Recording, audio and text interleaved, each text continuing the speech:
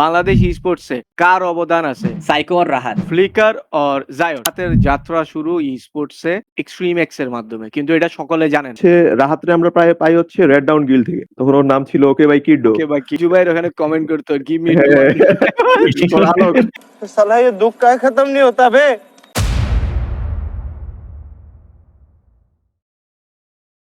Hello সুপ্রিয় দর্শক, আপনাদের সকলকে স্বাগত জানাই FFWS insider presented by freak 22। আজকের এই এপিসোড 2 তে হোস্ট হিসেবে থাকছি আমি আরডিএ জুনিয়র এবং আমার সাথে আরো একজন হোস্ট হিসেবে কিন্তু থাকছে ফ্রিক 22। কেমন আছেন ফ্রিক ভাই আপনি? এই তো আলহামদুলিল্লাহ। তোর কি অবস্থা? তুই কেমন আছিস? আলহামদুলিল্লাহ আমি ভালো আছি। ওয়েল অডিয়েন্স, আপনারা তো জানলেন যে হোস্ট হিসেবে আজকের দিনে আমরা দুইজন থাকছি, বাট আজকে আমাদের সাথে গেস্ট হিসেবে কে থাকছে তার নাম আমরা ফ্রিক 22 ভাইয়ের মুখ থেকেই শুনবো। ওকে, আজকে আমাদের সাথে থাকছে Kazi Arpa sorry Yasin Kazi from Extreme EX.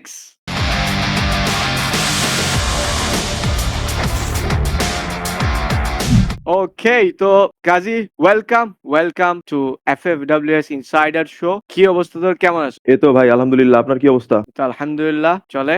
এখন আজকে আসলে ইন্ট্রোডাকশন চেয়ে তোরে চিনে না এমন নাই, যারা অ্যাটলিস্ট যারা ভিডিও দেখবে কম বেশি সবাই চিনে কাজী ফ্রম এক্সট্রিম ইএক্স। তো এই যে এক্সট্রিম ইএক্স এর সূচনাটা জাস্ট কবে ক্রিয়েট করা হয়েছে, একটা কোয়েশ্চেন হচ্ছে যে 2021 সাল থেকে 25 পর্যন্ত কোনো টুর্নামেন্ট ছিল না, তারপরও কেন স্কোয়াডটা ধরে রাখা? আর হচ্ছে 2025 সালে যে ব্যাক টু ব্যাক কয়েকটা ফেলিয়ার ফেস করছো, তারপরও যে একটা থাকে না যে চালাই যাওয়ার যে জিনিসটা, ওই যে চালাই যাওয়ার বিষয়টা আর হচ্ছে এই পর্যন্ত আসা, এই জিনিস সম্পর্কে একটু আমাদের জানা। আমি এক্সট্রিম এক্স ক্রিয়েট করছি হচ্ছে 2020 সালের ফেব্রুয়ারি মাসে।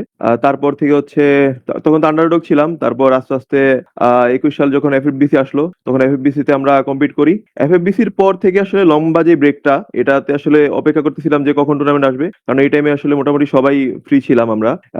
লাইফে এত চাপ ছিল না, তো এই কারণে আসলে গেমটা কন্টিনিউ করে যাই। জাস্ট একটা অফিসিয়াল টুর্নামেন্ট কবে আসবে, এটাতে কবে কম্পিট করবো, ওটার জন্যই। তো 25 সালে আমাদের আনফরচুনেটলি আমরা অফিসিয়াল গুলোতে আমরা কোয়ালিফাই করতে পারি নাই ওপেন কোয়ালিফায়ারে। তো যেহেতু কোয়ালিফাই করতে পারি নাই, তখন মাঝখানে ডিসিশন নিছিলাম যে টিম অফ করব বা প্লেয়ারদেরকে এদিক ওদিক মুভ করাই দিব।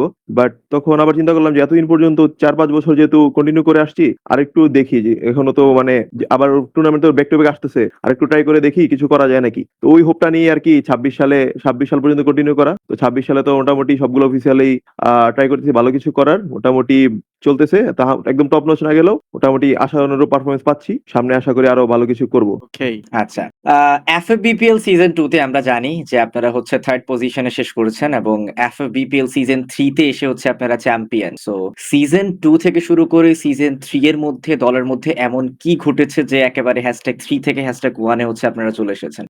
সিজন 3 তে হচ্ছে আমাদের ফুললি রিবিল্ড একটা টিম ছিল। যে প্লেয়ার গুলো ছিল সবাই আসলে একদম নতুন টিমে।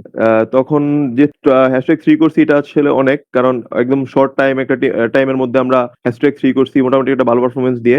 আর হচ্ছে এফএফ যেটা হচ্ছে সিজন 3 তে হচ্ছে দুইটা প্লেয়ার আমাদের স্টেবল ছিল ফ্রন্টম্যান যারা। তাছাড়া রাহাত হচ্ছে ইএক্সি তে অলওয়েজ সুইটেবল একটা প্লেয়ার। তো ওর যখন রিক্রুটমেন্ট করি আবার আমরা ওরে যখন এফএফবিপিএল সিজন 3 এর জন্য নিয়ে আসি, তখন আসলে ওভারঅল ওর যেই কুলেস্ট লিড, ওই জিনিসটা আসলে আমাদের জন্য ওয়ার্ক করছে।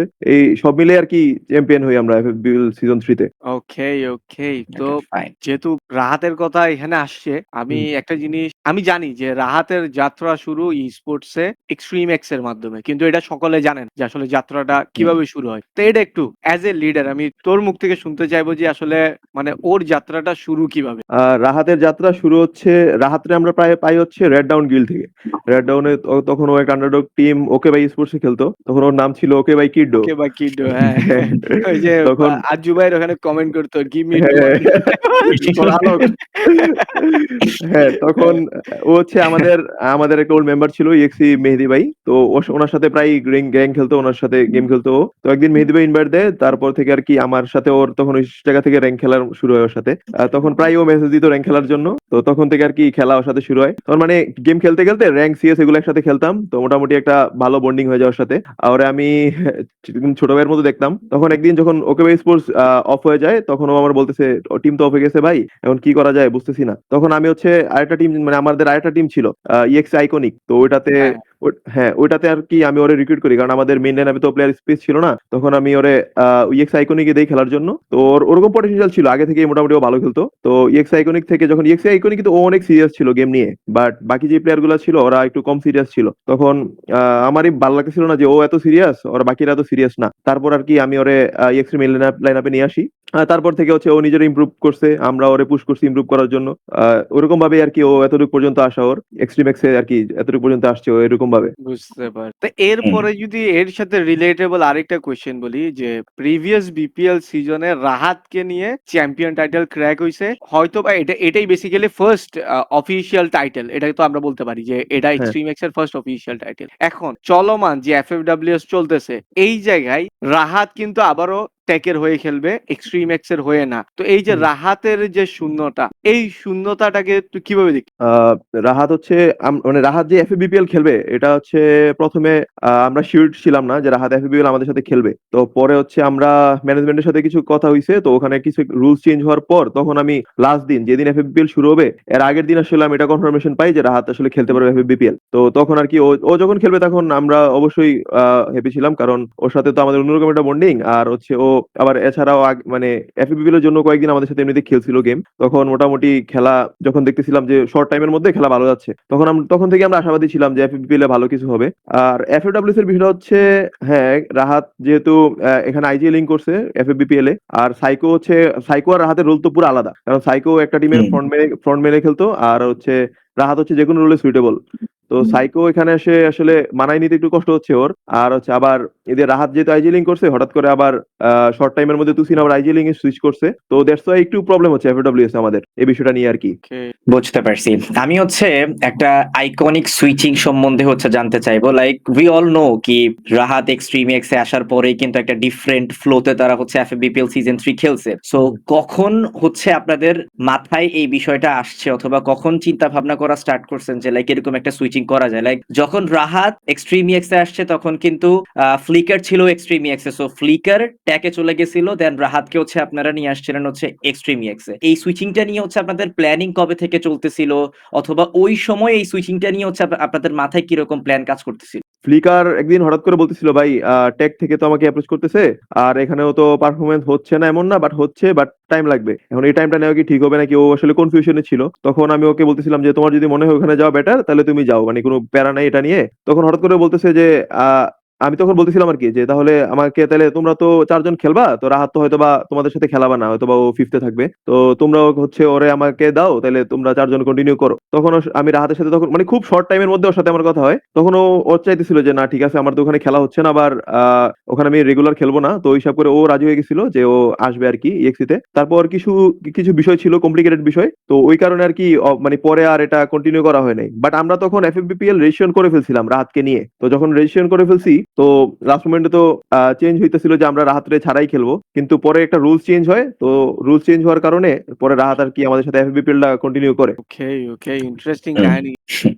একেবারেই। আচ্ছা, আরেকটা ছোট্ট প্রশ্ন, সেটা হচ্ছে যে রাহাতকে এখন হচ্ছে আপনারা সুইচ করে ফেলছেন, আই মিন রাহাত হচ্ছে এখন আর টিমে নেই, রাহাত হচ্ছে আবার ওটাকে চলে গেছে, যেটা হচ্ছে একটু আগে ফ্রিক ভাই হচ্ছে বলছিল আর কি। সো নরমালি রাহাত চলে যাওয়ার পরে আপনার কেন মনে হয়েছে যে সাইকোই আপনাদের টিমের জন্য বেস্ট অপশন, অন্য কেউ কেন না?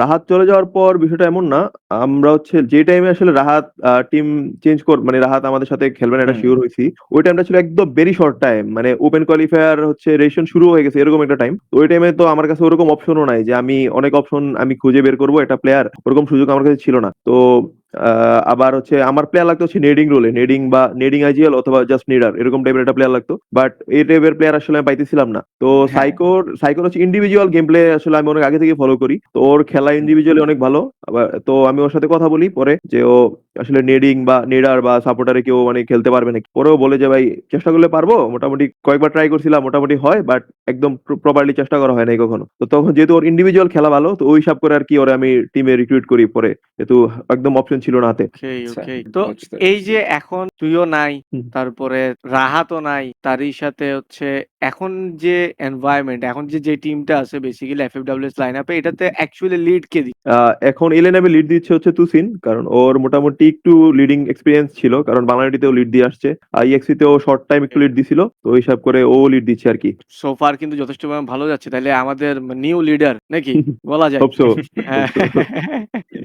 ওকে। হ্যাঁ, একটু আগে হচ্ছে আপনার কাছ থেকে হচ্ছে শুনতেছিলাম কাজী ভাই আমরা যে আই মিন সাইকোর যেই বিষয়টা আপনি হচ্ছে বলতেছিলেন যে একেবারে শেষ মুহূর্তে গিয়ে আপনার হাতে তেমন কোনো অপশনও কিন্তু ছিল না। সাইকো আপনার চোখের সামনে একমাত্র খেলোয়াড় ছিল যাকে কিনা আপনি হয়তোবা এই মুহূর্তে দলে আইনা ভালো কিছু করাইতে পারবেন। সো হুম। আপনার কাছে যদি ওই সময়তে অপশন থাকতো তাহলে আপনি সাইকোর জায়গায় অন্য কাকে অ্যাপ্রোচ করতেন? আমি আসলে রুল ওয়াইজ অ্যাপ্রোচ করতাম, যে আমার নেডার লাগতো, তো নেডার ওয়াইজ অ্যাপ্রোচ করতাম। তো নেডার হিসাব করলে তো আমি তো রাত্রে অ্যাপ্রোচ করতাম, কিন্তু রাত তো এমনিতে আর হবে না, এটা আমরা জানি তো না, ওই রাহাত তো অলরেডি চলেই গেছে। সো তার হ্যাঁ। জায়গায় হচ্ছে আপনার সাইকোকে হচ্ছে নিয়ে আসছেন ওইটা ভাই। সো হুম। সেই ক্ষেত্রে মানে মানে মাথায় কি এমন কেউ ছিল না যে না আমার এই প্লেয়ারটা যদি আসে তাহলে আমার দলটা আরো বেশি স্ট্রং হবে। আমি আগে ওকে অ্যাপ্রোচ করি। না ওইরকম তখন আমার ভাই মাথায় শুধু সাইকোই ছিল। না আসলে এটা আরডিএস খুবই কমপ্লিকেটেড একটা কোয়েশ্চেন। কারণ হচ্ছে যে হ্যাঁ, এভেইলেবল ও হওয়ার একটা ব্যাপার-স্যাপার আছে যে হ্যাঁ। না ও হ্যাঁ। রিলিজের মধ্যে আছে, ও ফ্রি ম্যান এখন ফ্রি এজেন্ট। তো হুম, ঐরকম ফ্রি এজেন্টে ওর কাছে তখন চয়েস ছিল শুধুমাত্র সাইকো, রাইট? সাইকো। হ্যাঁ। ওকে, কারণ শর্ট টাইম ছিল তো সেই হিসেবে তো কাউরে নেয়া সম্ভব না। আর কি ওই এত শর্ট টাইমে আসলে এভাবে সুইচিং ও আসলে তেমন একটা হয়নি। ওকে। কাজী ভাই, আমরা জানি যে বর্তমানে অলরেডি হচ্ছে আমরা রাউন্ড অফ 24 শেষ করে ফেলেছি এফএফডব্লিউএস বি ডিফল 2026 এর এবং এখন হচ্ছে আপনারা হচ্ছে আছেন হচ্ছে নকআউট স্টেজে। সো আমি যদি বলি যে নকআউট স্টেজে আপনার কি মনে হয় যে আপনাদের জন্য নরমালি এই 18 টা টিম থেকে কোন ৩ টা দল সবথেকে বড় থ্রেট? এই সময় এসে ওরকম ইন্ডিভিজুয়াল কোনো টিম নাই যে সবাই ওরাই থ্রেট। মোটামুটি যেহেতু 18 টিম আসছে, সব টিমই নিজেদেরকে প্রুভ করে আসছে, তো ওরকম ইন্ডিভিজুয়ালি কোনো থ্রেট নাই আমাদের জন্য। লাইক তারপরও থাকে না যে না এই দলগুলো যদি আমাদের এগেইনস্ট এ না থাকতো তাহলে হয়তোবা আরো ইজিলি আমাদের জন্য রাস্তাটা ক্লিয়ার হয়ে যাইতো আর সামথিং লাইক দ্যাট। এরকম হিসাব করলে দেখা যাচ্ছে রেগুলার যারা পারফর্ম করতেছে, যেমন ট্রিপলার আছে, কেএইচএক্স ট্রিপলার, টেক, তারপর হচ্ছে এক্স2, ওরা রেগুলার পারফরমেন্স করতেছে, ওই সবগুলো ওদের ধরা যায়। সেই হিসেবে যদি বলি তাহলে এর সাথে এড করব হুম, যে পাইরেট ই-স্পোর্টস সম্পর্কে যদি হ্যাঁ, বলি তাহলে ওরাও কিন্তু হ্যাঁ। টেক্কা দিচ্ছে। তো ভালো ওদেরকে খেলতেছে। হ্যাঁ। কেন টপ 3 তে রাখা হয়নি? এটাই বললাম না, আমি প্রথমে কিন্তু এটা ক্লিয়ার করছি যে এখানে 18টা টিম যেহেতু আসছে, সবাই আসলে ওরকম টাইপের কম্পিটিটিভ। তো হ্যাঁ। আমি ওদের নাম বললাম যে ওরা রেগুলার টাইটেল জিততেছে, প্লাস রেগুলার পারফর্ম করতেছে, ওই হিসাব করে আর কি বললাম, টাইটেল হিসাবটা করে mainly. Okay, okay, good answer. So it means যাদের কাছে টাইটেল আছে তাদেরকে হচ্ছে আগে বিট করতে হবে। এটাই হচ্ছে আপনাদের এখন বর্তমান টার্গেট। ইয়েস, বলা যায়। তো এই জায়গায় যদি আরেকটা কথা বলি যে একটা জিনিস হুম, যদি আমরা 2025 এ লক্ষ্য করি যে 25 এ না অবশ্যই রিসেন্ট টাইমেই 26 এর টাইমেই যে এফএফবিপিএল চ্যাম্পিয়ন এসএইচ পরপর এফএফডব্লিউএস চ্যাম্পিয়নে কিন্তু আসে। তো একই সমীকরণ এখন এক্সট্রিম এক্স অবস্থানে আছে যে বিপিএল এ এক্সট্রিম এক্স চ্যাম্পিয়ন। তো সেই হ্যাঁ, হিসেবে এফএফডব্লিউএস এর ইয়েস। চ্যাম্পিয়ন হওয়ার যে একটা প্রবাবিলিটি চান্সেস কতটুকু যে অ্যাজ এ লিডার যে আমার তোর স্কোয়াডে যে ব্যাপারটা এটা কিন্তু তোর সাথে ভালো কেউ জানে না। তো হুম, হুম। যদি পার্সেন্টেজ দেয়া যায় আউট অফ 100% যে কত পার্সেন্ট চান্স আছে চ্যাম্পিয়নশিপটা গেইন করা? পার্সেন্ট আসলে আমি দিতে পারতাম, 80-90% দিতে পারতাম, অথবা 100% দিতে পারতাম, যদি আসলে আমার লাইন আপটা যেটা এফবিপিএল এ খেলছি, ওই লাইন আপটা যদি আমার এফডব্লিউএস ও খেলতো, তাহলে অবশ্যই আমি ওটা হাইলি রেট করতাম। বাট যেহেতু একটা শর্ট টাইম, আমার প্রত্যেক রোলের প্লেয়ার ভালো, যে মানে রোল ওয়াইজ যে প্লেয়ার গুলা ওগুলো আসলে অ্যাভেলেবেল নাই, তো ওই হিসাব করে আসলে আমি ওরকম ভাবে পার্সেন্ট দিতে পারতেছি না। তাও আশাবাদী, প্লেয়াররা মোটামুটি চেষ্টা করতেছে নিজেদের ভালো করে খেলার। লিগ স্টেজে মোটামুটি লাস্ট 2 দিন বাদে প্রত্যেক দিনই মোটামুটি ভালো খেলা ট্রাই করছে। ওদেরকে আসলে আমি ডিমোটিভেট করতে চাই না, ওরা অবশ্যই ভালো করবে, আশা করি চ্যাম্পিয়ন হবে। Sir, good answer. Okay, so চলুন এবার আমরা চলে যাই আমাদের র‍্যাপিড ফায়ার সেগমেন্টে এবং শুরুতেই তানভীর ভাই প্রশ্নটা আপনার কাছ থেকে শুনতে চাইবো র‍্যাপিড ফায়ারে। ওকে, তাহলে কাজী তোর কাছে হুম, ২ টা অপশন দিব। একদম হ্যাঁ। Quick answer. কোন হুম, এক্সপ্লেনেশন হুম, হবে না, কোন কিছু হবে না। ঠিক আছে? জাস্ট হুম, একটা হুম। অপশন চুজ করতে হবে। তাহলে আমার ১ম কোয়েশ্চেন হচ্ছে বাংলাদেশ ই-স্পোর্টস এ কার অবদান আছে? বাংলাদেশ টপ 1 নাকি cruel gaming? Bangladesh top one. Okay, extreme X এর আরিয়ান। সবচেয়ে আন্ডাররেটেড প্লেয়ার কে সবচেয়ে আন্ডাররেটেড প্লেয়ার হচ্ছে হামিম। বর্তমান লাইনআপে? বর্তমান লাইন আপে হচ্ছে জায়ট। আচ্ছা। সবথেকে বেশি লেট করে প্র্যাকটিসে কে আসে? তুসিন। ওকে, সাইকো আর রাহাত? রাহাত এনিডে। ফ্লিকার অর জায়ট? ফ্লিকার। Okay, okay. তো লাস্ট কোয়েশ্চেন ধরো এটাও একটা সিনারিও ইমাজিন করবি যে হুম, সাপোজ যে ফাইনাল চলতেছে, হুম, ফাইনালের মধ্যে ২ টা টিম চ্যাম্পিয়নরা আনলক করলো। আর হুম, এখন তোদের টিমের দায়িত্ব হচ্ছে যে একটা টিমরে যেভাবে হোক ওয়াইপ আউট দিতে হবে। বুঝতে ওটা হুম, নিজেদের ডিসিশন। তো হুম। আনলক করা টিম হচ্ছে টাইটান ই-স্পোর্টস ক্লাব আর বাংলাদেশ টপ 1। তাহলে এক্সট্রিম এক্স কার সাথে ক্ল্যাশ নিবে? আহ, titan sports club. Titan sports club, okay. Well Kazi ভাই, আমি যদি আপনার হাতে পাওয়ার দিয়ে দিই যে আপনি হচ্ছে বর্তমানে এফএফডব্লিউএস বিডি ফল 2026 থেকে যে টপ 18 এখান থেকে হচ্ছে আপনি যে কোনো 4টা দলকে বাদ দিয়ে দিবেন, বাদ দিতে পারবেন, আপনি কোন 4টা দলকে বাদ দিয়ে দিবেন? 4টা টিম বাদ দিতে পারলে এর মধ্যে হচ্ছে অবশ্যই ভালো টিমদেরই বাদ দিব, যেহেতু আসলে কম্পিটিশনটা একটু ইজি হয়। তো হিসাব করলে titan sports club, KHX triple R, তারপর হচ্ছে এই যে পাইরাট হচ্ছে, ওরা ডাবল সেমিতে খুব প্যারা দিতেছে ইদানিং, তো ওদেরকে বাদ দিব। আর একটা টিম হচ্ছে X2 গ্লোবালের বাদ দেওয়া যায়। মানে হাই ভোল্টেজ টিম আচ্ছা। সবগুলা যেগুলা র‍্যাঙ্কিং এ ভালো যাচ্ছে সবগুলা বাদ। হ্যাঁ, একেবারে টপে যেগুলো আছে সবই বাদ। এক্সাক্ট। ওয়েল অডিয়েন্স, একেবারে শুরু থেকে শুরু করে এখনো পর্যন্ত কিন্তু আমরা কথা বলছিলাম হচ্ছে ইএক্সি কাজীর সাথে। ওনার দলের একেবারে শুরু থেকে শুরু করে 2026 সাল পর্যন্ত প্রথম প্রশ্ন থেকে আমরা অনেক কিছু জানতে পেরেছি। তার সাথে কথা বলে ভালো লেগেছে। অ্যান্ড ওভারঅল আপনাদের কাছে হচ্ছে আজকের দিনে একটা প্রশ্ন রয়েছে। আমরা ইতিমধ্যেই এই দুর্দান্ত শো এর 2টো এপিসোড কিন্তু শেষ করে ফেলেছি। আশা করি কি আজকের এপিসোডটাও আপনারা অনেক বেশি এনজয় করেছেন। আজকে এপিসোডের কোন প্রশ্নের উত্তরটা আপনাদের সবথেকে বেশি ভালো লেগেছে কমেন্ট সেকশনে কিন্তু চাইলে সেটা আপনারা অবশ্যই কিন্তু জানাতে পারেন, এবং এর পরবর্তী এপিসোডে আপনারা কাকে দেখতে চান সেটা কমেন্ট সেকশনে অবশ্যই জানাবেন। আমরা তাকেই নিয়ে আসার চেষ্টা করব। এবং আজকের ভিডিওটি যদি আপনাদের ভালো লেগে থাকে তাহলে অবশ্যই লাইক করতে ভুলবেন না, সাবস্ক্রাইব করতে ভুলবেন না, এবং শেয়ার করতে তো অবশ্যই ভুলবেন না। সকলে ভালো থাকবেন, সুস্থ থাকবেন, দেখা হবে নতুন এপিসোডে। আল্লাহ হাফেজ এভরিওয়ান, আসসালামু আলাইকুম।